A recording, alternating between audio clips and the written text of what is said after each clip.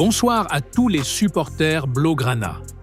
L'actualité du FC Barcelone a encore été dense ces dernières heures. Entre inquiétudes médicales, tensions arbitrales, décisions fortes en interne et projections vers l'avenir. On fait le point, calmement, sérieusement, mais avec passion, comme toujours quand il s'agit du Barça. La première information concerne Pedri.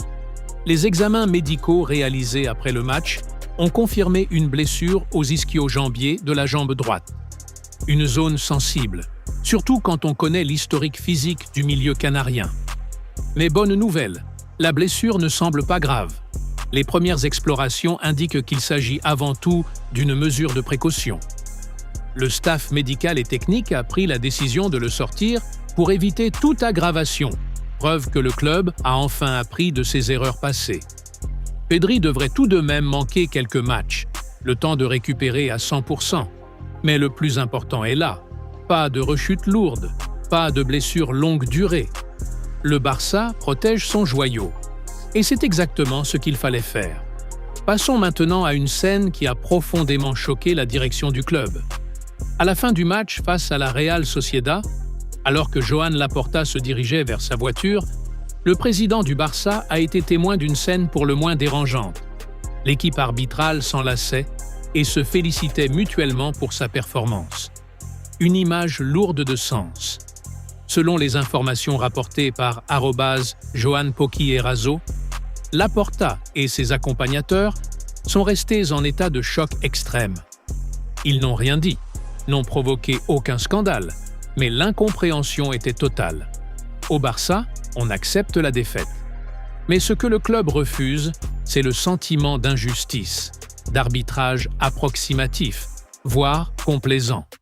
Le malaise est réel. Et il s'ajoute à une saison déjà marquée par trop de décisions litigieuses. Autre information majeure, le prêt de Marc-André Ter Stegen au Girona est désormais bouclé. Un mouvement surprenant pour certains, mais extrêmement intelligent sur le plan stratégique. Le Barça allège sa masse salariale, évite des tensions internes avec son capitaine sur le banc et permet à l'Allemand de rester compétitif en vue du mondial. Et rappelons-le clairement, Ter Stegen est une légende du FC Barcelone. Deuxième gardien le plus capé de l'histoire du club. 19 titres remportés. Des soirées européennes inoubliables. Un joueur intégré culturellement, parlant catalan, respecté dans le vestiaire et profondément attaché à Barcelone. Ce prêt n'est pas une mise à l'écart. C'est une solution temporaire, respectueuse et digne d'un joueur de ce statut. Pendant que le présent se gère, l'avenir, lui, se construit. Le FC Barcelone a récemment rencontré les agents d'Eduardo Conceição, joyau brésilien de 16 ans, évoluant à Palmeiras. Une réunion tenue à la Ciutat Esportiva en décembre, en présence de Deco et João Amaral. Le profil plaît énormément. Technique, intelligence de jeu, personnalité. Le Barça continue de surveiller de très près les talents sud-américains, fidèles à sa tradition. Aucune précipitation, mais un suivi sérieux. C'est comme ça que le club a toujours fonctionné, quand il était fidèle à son identité. Enfin, parlons d'un dossier brûlant. Le FC Barcelone est prêt à prolonger Robert Lewandowski, mais à certaines conditions très claires. Le Polonais devra accepter un rôle moins central dans l'équipe, accepter une réduction salariale de 50%. Une décision difficile, mais nécessaire. Lewandowski reste un professionnel exemplaire, un buteur historique, un leader par son expérience.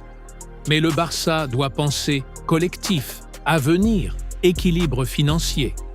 Ce n'est pas un manque de respect. C'est la réalité d'un club qui se reconstruit et qui doit avancer sans renier ses légendes, mais sans se condamner non plus. En conclusion, entre prudence médicale avec Pedri, tension arbitrale, gestion intelligente du dossier Ter Stegen, projection vers les jeunes talents et décisions fortes concernant Lewandowski, le FC Barcelone vit une période charnière. Le club avance, parfois dans la douleur, mais avec une direction qui semble enfin regarder dans la bonne direction. Plus que jamais, Visca el Barça, Visca Catalunya,